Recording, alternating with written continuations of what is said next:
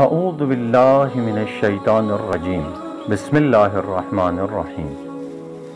امام محمد باقر علیہ السلام فرماتے ہیں، اے جابر، میں تمہیں 5 کاموں کی وصیت کرتا ہوں۔ نمبر 1، اگر تم پر ظلم کیا جائے تو جواباً ظلم نہ کرو۔ اگر تمہارے ساتھ خیانت کی جائے تو خیانت نہ کرو۔ اگر تمہیں جھٹلایا جائے تو غضب نہ کرو۔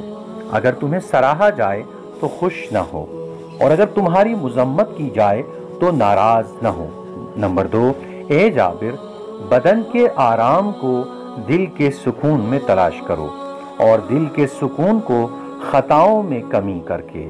نمبر 3، آرزوؤں کی رسی کو چھوٹا کر کے دنیا سے اپنا زادرہ حاصل کر لو۔